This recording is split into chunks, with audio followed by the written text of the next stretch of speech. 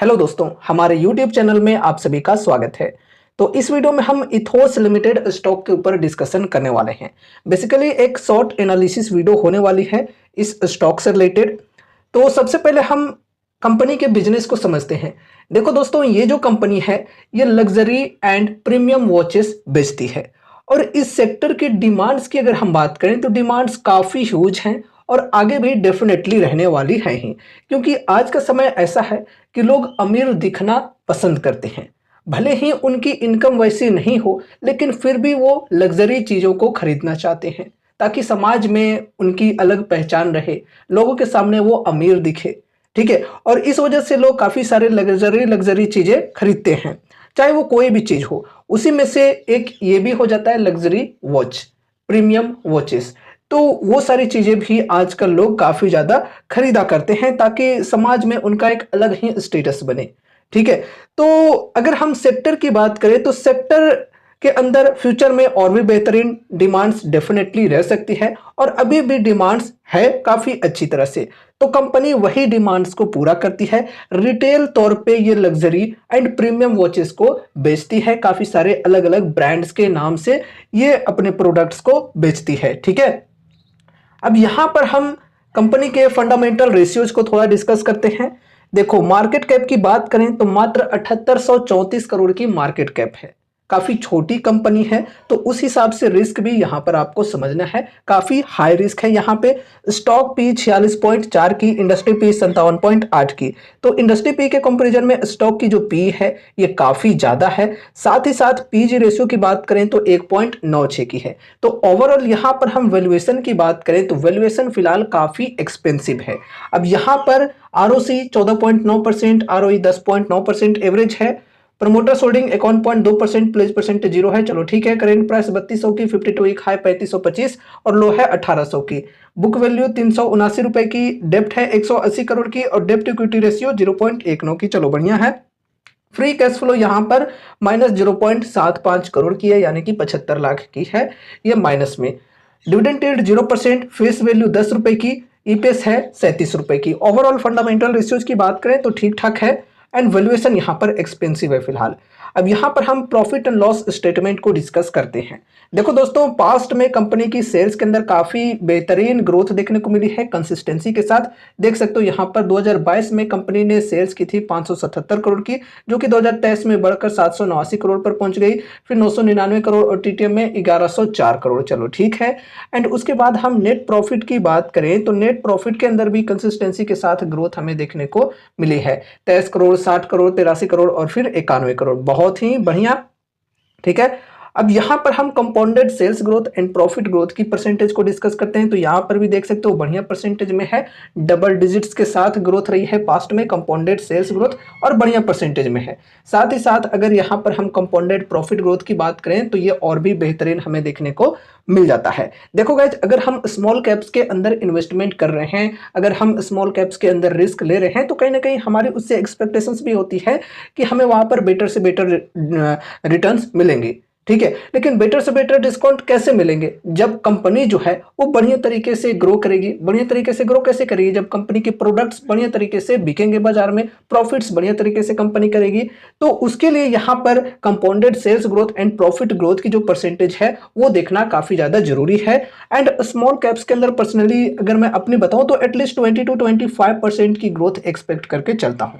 ठीक है, अगर इस प्रकार की ग्रोथ देखने को मिल रही है तो मेरे हिसाब से वो जो स्टॉक है वो ठीक होगा इन्वेस्टमेंट करने के लिए लॉन्ग टर्म के लिए। लेकिन इसका मतलब ये नहीं कि सिर्फ यहां पर compounded sales growth and profit growth की परसेंटेज को देखकर इन्वेस्ट कर दिए, बाकी और भी जो पैरामीटर्स हैं उनको भी देखना जरूरी है। ठीक है, अब यहां पर हम शेयर होल्डिंग पैटर्न को डिस्कस करते हैं। तो देखो, प्रमोटर्स के होल्डिंग की बात करें तो यहां पर कंटिन्यूअसली प्रमोटर्स की जो होल्डिंग्स हैं ये पिछले कुछ क्वार्टर से ट्रिम होते आ रहे हैं और फिलहाल यहां पर सितंबर के क्वार्टर के अकॉर्डिंग बात करें तो 51.2% की होल्डिंग है प्रमोटर्स की। एफआईआईज की बात करें तो एफआईआईज के द्वारा यहां पर खरीदारी हुई है सितंबर क्वार्टर में और फिलहाल 12.28% की एफआईआईज की होल्डिंग है। एंड उसके बाद यहां पर अगर हम डीआईज की बात करें तो लगातार इनकी जो होल्डिंग्स हैं पिछले कुछ क्वार्टर से बढ़े हैं और फिलहाल यहां पर 15.64% की होल्डिंग्स हैं इनकी। चलो अच्छी बात है।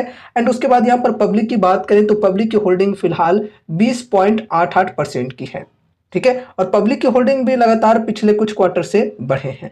और एक चीज और कि पब्लिक के अंदर ये भी आपको ध्यान में रखना है कि 20.88% जो होल्डिंग है, इसके अंदर सिर्फ मैं और आप जैसे रिटेल इन्वेस्टर्स नहीं हैं, बल्कि और भी कुछ बड़े इन्वेस्टर्स के होल्डिंग्स हैं यहाँ पे, साथ ही साथ कुछ बड़े एंटिटीज के भी होल्डिंग्स हैं। लाइक दोस्तों देखो, यहाँ पर एक बड़े इन्वेस्टर जिनका नाम है मुकुल महावीर अग्रवाल, तो उनकी भी होल्डिंग्स हैं इस स्टॉक में। देखो, मुकुल अग्रवाल जो इन्वेस्टर हैं उनकी बात कर रहा हूं, ना कि जो यूट्यूबर हैं उनकी बात कर रहा हूं, ठीक है। तो अच्छी बात है। और शेयर होल्डिंग पैटर्न्स की बात करें तो बढ़िया हमें देखने को मिल जाता है। एफआईआईज एनडीआईज की जो होल्डिंग्स है वो काफी अच्छी खासी परसेंटेज में है। और प्रमोटर्स की भी होल्डिंग की जहां तक बात करें तो अभी भी बढ़िया परसेंटेज में देखने को मिल रही है, ठीक है। इतनी छोटी कंपनियां लेकिन फिर भी यहाँ पर इंस्टीट्यूशंस की जो होल्डिंग्स है वो काफी शानदार है, ठीक है। तो उस हिसाब से समझ सकते हो कि कुछ ना कुछ तो बात है भाई इस स्टॉक में। दोस्तों चार्ट के अंदर हमें क्या देखने को मिल रहा है कि प्राइस जो है ये कंटिन्यूअसली एक मोमेंटम के साथ अप ट्रेंड में चलती जा रही है, यहां पर जैसा कि आप लोग देख सकते हो। और इस ट्रेंड के अनुसार आप लोग यहां पर रिटर्न्स का भी अंदाजा लगाकर चल सकते हो कि कितने बेहतरीन रिटर्न्स बने होंगे वो इन्वेस्टर्स को जिन्होंने इधर के लेवल्स पर बाइंग किया होगा और अभी तक अगर वो होल्ड करे होंगे तो। साथ ही साथ अगर किसी ने इधर के लेवल्स पर बाइंग किया है तो भी उनको प्रॉफिट्स मिले होंगे अच्छे खासे, ठीक है। अभी अगर कोई इन्वेस्टमेंट के लिए इच्छुक हैं तो कैसे डिस्काउंट्स यहां पर मिल रहे हैं, पर्सनली अपनी स्ट्रेटेजी मैं आपके साथ पहले शेयर करना चाहूंगा। देखो दोस्तों, अगर स्मॉल कैप्स के साथ अगर मुझे चलना है तो एटलीस्ट वहां पर मैं 20 to 25% की डिस्काउंट प्रेफर करके चलता हूं फर्स्ट एसआईपी के लिए, ठीक है। अगर इतने डिस्काउंट्स मुझे मिलते हैं तो यहां पर मैं अपना फर्स्ट किस्त लगाऊंगा। फिर यहां से अगर गिरावटें कंटिन्यू रहती है तो हर 5 से 10% की डिप पर एड ऑन करके मैं चलता हूं।